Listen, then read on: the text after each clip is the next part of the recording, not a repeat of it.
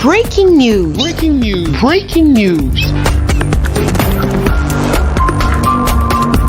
Côte d'Ivoire. La dernière étape de Bouaflé marque la fin de la visite d'État du président Alassane Ouattara avec les bénédictions des chefs garants de la tradition qui souhaitent dans leurs incantations aux ancêtres et une demande à Dieu d'accorder un autre mandat au président Alassane Ouattara tout en rappelant qu'il est le premier président de l'histoire de Côte d'Ivoire à visiter leur région, le Maraoué, CNN, au cœur de l'actualité dans cette dernière visite d'État. Merci de rester sur CNN. Breaking news. Breaking news.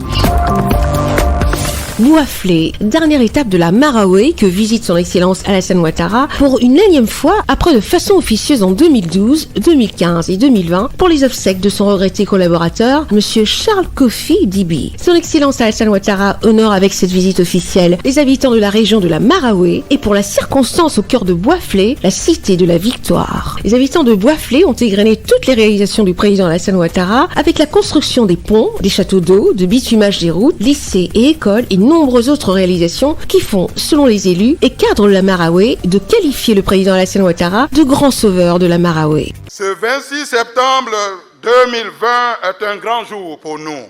Un jour de bonheur, un jour de joie, un jour qui donne à la Maraoué de rentrer dans la cour des grands et tout ceci grâce à un homme, le président Alassane Ouattara. À la vérité, depuis son existence, notre région n'a nullement bénéficié ni de la fête tournante de l'indépendance initiée par feu le président Félix Houphouët-Boigny, ni de visites d'État, stratégie de développement d'une région. Excellence, Monsieur le Président, malgré le contretemps imposé par la crise sanitaire, la pandémie cruelle de la Covid-19, bouleversant tous les projets et programmes, vous avez tout fait, alors là, tout fait pour être là en ce jour béni du 26 septembre 2020. Comme à toutes les étapes, une foule immense pour une ambiance festive de reconnaissance à Alassane Ouattara, grand bâtisseur de la suite logique du feu président Houphouët-Boigny. Au nom des populations de la Maraoué, Excellence, Monsieur le Président de la République, l'honneur nous revient de vous souhaiter chaleureusement la bienvenue dans cette Maraoué, terre de diversité, de brassage, terre de métissage, où cohabitent harmonieusement les peuples Gouro, Yaoulé, Ayaou, Moré, Bissa, les ressortissants du Grand Nord et des autres régions de la Côte d'Ivoire, ainsi que la population dite de la CEDEAO. Nous n'avons pas eu tort d'aspirer après cette visite, loin s'en faut.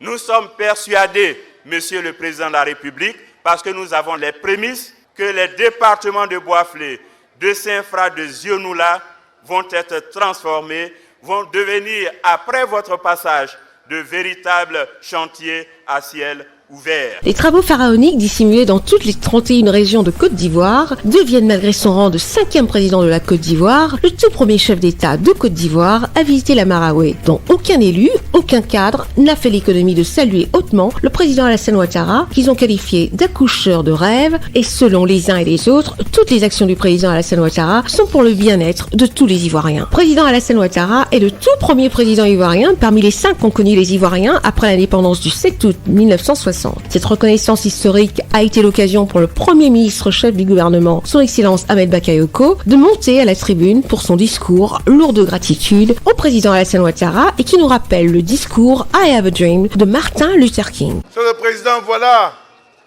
votre bilan porté par ces visites d'État, là où on attend le bilan des autres, là où on nous demande de désobéir.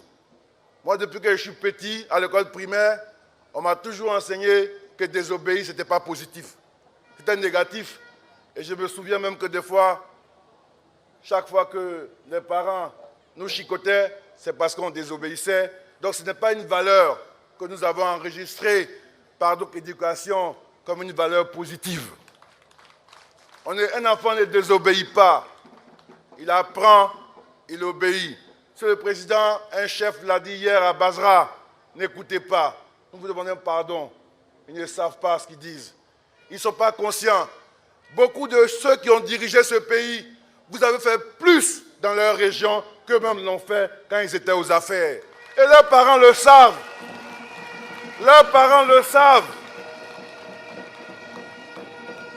Et ils le savent. C'est pourquoi, avant que la compétition ne commence, ils veulent déclarer forfait parce qu'ils savent que les grands joueurs de ce pays sont avec vous. Mais Monsieur le Président, s'il continue, la semaine prochaine, nous avons encore beaucoup de travail. Le dernier Conseil des ministres, avant les élections, nous allons traiter et travailler pour nos parents planteurs sur la fixation du prix du cacao. Nous avons des dossiers urgents. Mais après ça, Monsieur le Président, s'il continue, nous aussi, on va vous désobéir un peu.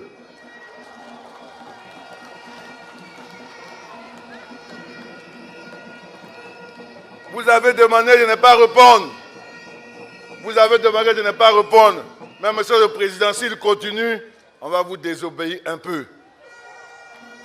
Parce qu'ils incitent à la violence. Ils incitent à la rébellion. Ils incitent à la désobéissance. Et souvent, c'est des biens publics achetés chèrement qui sont détruits. Des bus qui servent aux populations. Monsieur le Président, nous n'allons plus accepter. Si vous lancez un appel,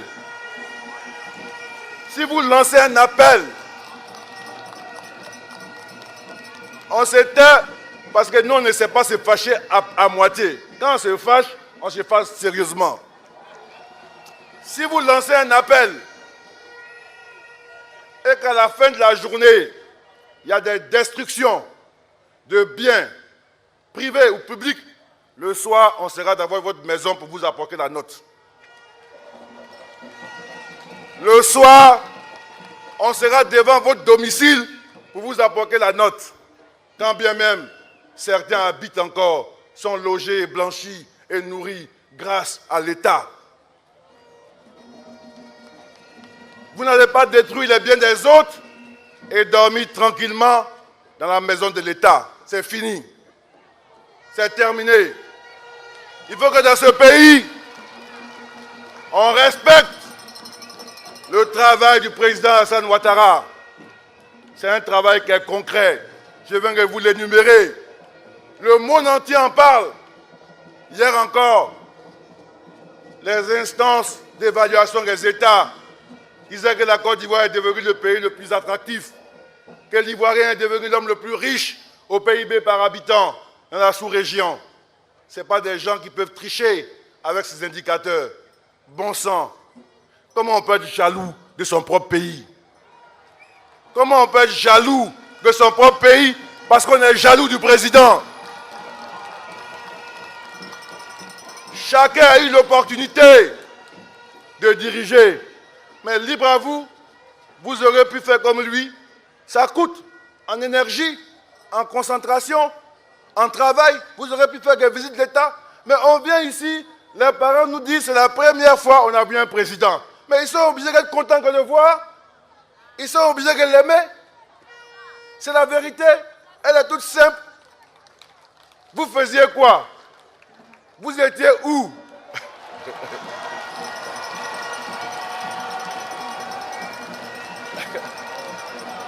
Monsieur le Président. Comme ça, on te jalouse. Ton cœur est blanc, ils te veulent du mal. Ahmed a fait mon palabre. Ils sont méchants. Toute cette reconnaissance des Ivoiriens et populations de la Maraoué qui ouvre les portes aux yeux du monde des réalités de la politique de son Excellence Alassane Ouattara qui font de lui, selon les habitants, toute étape confondue, le bâtisseur de la nouvelle Côte d'Ivoire moderne.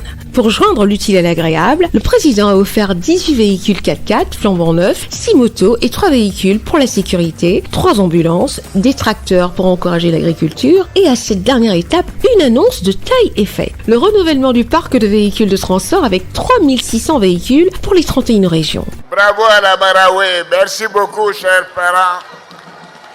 Dans le secteur de l'éducation, j'ai le plaisir de vous annoncer que Boisflé disposera dès ce mois d'octobre un centre d'enseignement technique d'un coût de 1,350 milliard de francs CFA.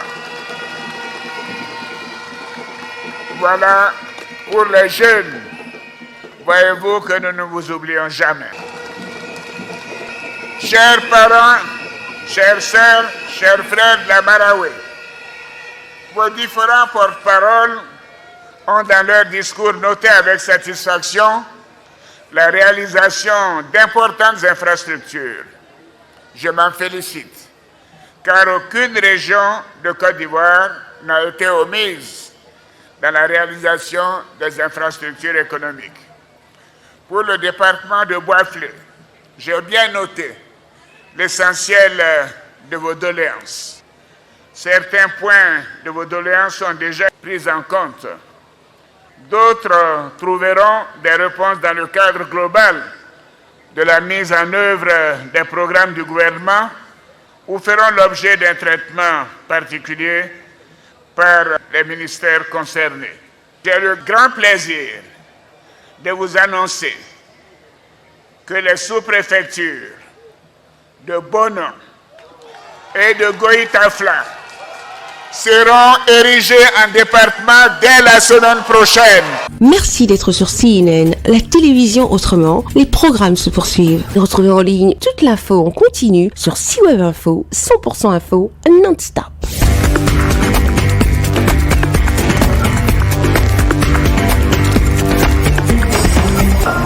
Breaking news. Breaking news. Sur CNN.